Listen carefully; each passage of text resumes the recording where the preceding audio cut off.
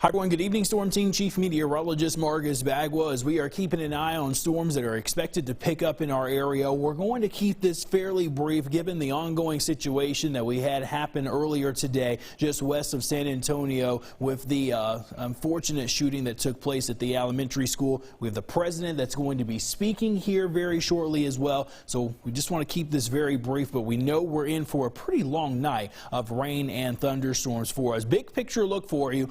Rich Gulf moisture has returned, and that's why we're going to see the stage set for some heavier rainfall that will increase for us later on this evening and especially into tonight. Here's what we've seen across the area from today. We've had a lot of hail reports, especially out in portions of West Texas, coming back towards Central Texas also, and we'll probably see some of these additional reports too begin to pick up in sections of East Texas perhaps a little bit later on tonight. Let me come back over to the key wall here because I want to also show you that in Gregg County, this is a storm report here. We had about a 58-mile-an-hour wind gust reported from the East Texas Regional Airport. That was from earlier this afternoon as we had some of those storms move in. On my Facebook page, I got a report, or actually I think we got it in email from Reclaw, some trees that came down in the 45-mile-an-hour gust that picked up from some of the storms that we saw. There is the severe thunderstorm watch. It encompasses a lot of the state of Texas until 10 o'clock. Give you a closer look here in East Texas.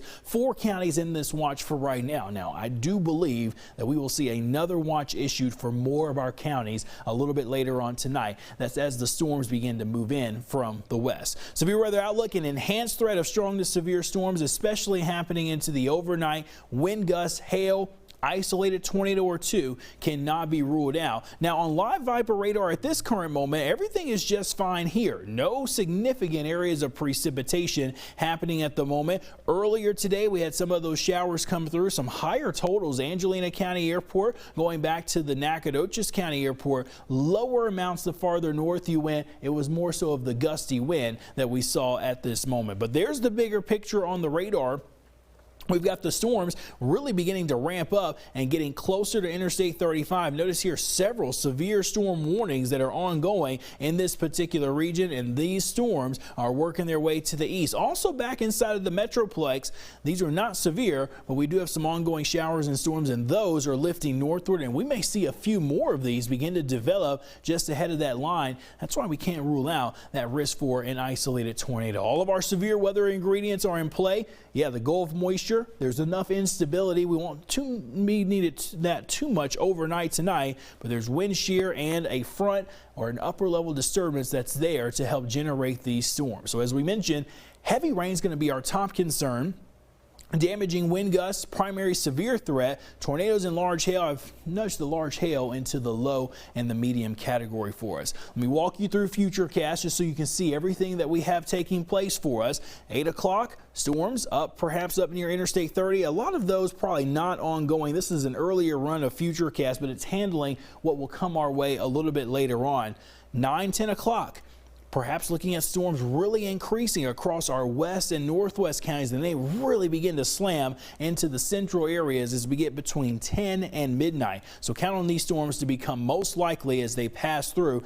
Strong winds, biggest concern. There will be some hail perhaps in some of these, and we can't rule out some brief rotation inside of the storm that would cause a tornado concern, but this will be the threat even into deep East Texas going into the early morning hours. So once this main line pushes out, it appears to be about 6 or 7 a.m. tomorrow morning. We'll just be left with some general showers, maybe some occasional rumbles of thunder, but overall the severe threat will be over with, and we'll hold on to these clouds continuing heading into the early afternoon period. How much rain could we see? I think we're in line for at least 1 to 2 inches. There could be some isolated spots that get closer to 3 inches of rain, so we definitely need that rainfall, but just about all of our counties are under a flood watch ending either late tomorrow evening or early on Thursday morning. Probably after tomorrow afternoon, though, the rainfall chances will gradually taper off and essentially come to an end. Okay. Give you a bigger picture here on what you need to do. It's important to be prepared. Somebody's going to have to keep an eye on the storms for tonight.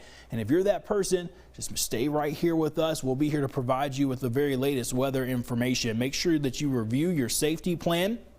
and practice it if at all possible. Good idea to do that now so that if storms roll in the overnight, you know what to do when these storms move through. Make sure you have your personal items ready to go. That includes making sure that you charge up your mobile devices. It'll be a great way. If you're watching us right now in the East Texas Storm Team app, we're going to make sure that you have the latest information and that you're ready to go. Watching us on the KATK app or online, yeah, we're going to make sure that you have that ready to go as well. Multiple ways to get weather information is key. Not just the Storm Team app. Cell phone technology sometimes goes down.